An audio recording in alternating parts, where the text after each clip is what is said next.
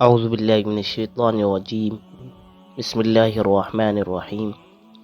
آج ہم سورہ ناس کا شان نزول اور ربط و مناسبت اور کچھ لغات بیان کریں گے، پھر اس کے بعد ترجمہ کریں گے۔ تو چلتے ہیں شان نزول کی طرف۔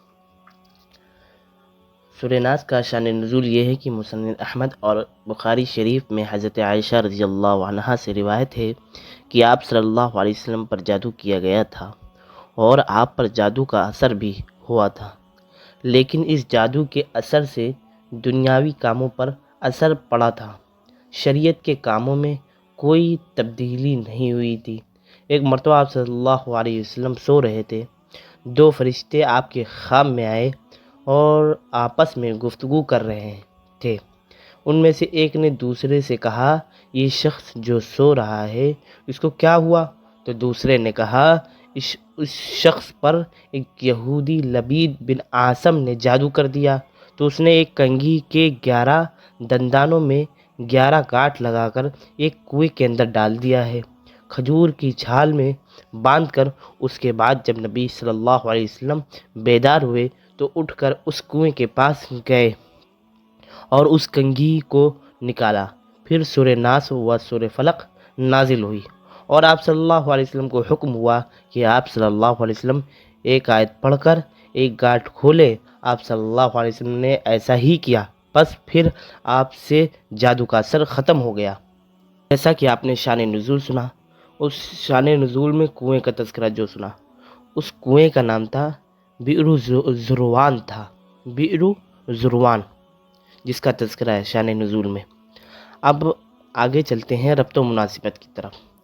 سورہ ناس اور سورہ فلق کے درمیان مناسبت یہ ہے کہ سورہ ناس میں باطنی آفات و ولیات سے پناہ چاہی گئی ہے اور سورہ فلق میں ظاہری آفات و ولیات سے پناہ چاہی گئی ہے۔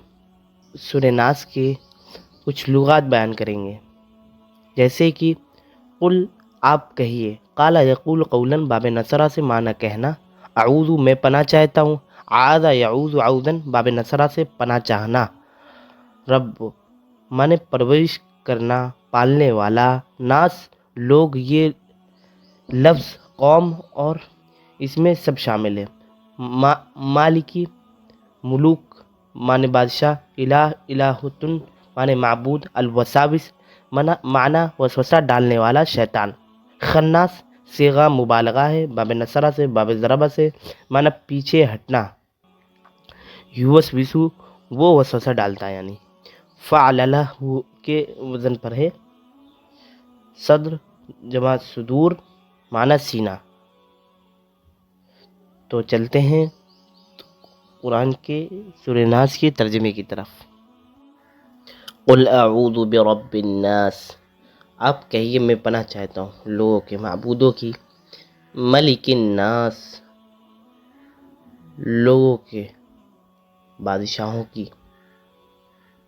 الہ الناس لوگوں کے معبودوں کی، من شر الوسواس الخناس اور وسوسہ ڈالنے والے شر سے اور پیچھے ہٹ جانے والے شر سے، الذی یوسوس فی صدور الناس وہ جو لوگوں کے دلوں میں وسوسہ ڈالتا ہے، من الجنۃ والناس خواہ وہ جناتوں میں سے ہوں یا انسانوں میں سے ہو یا لوگوں میں سے ہو،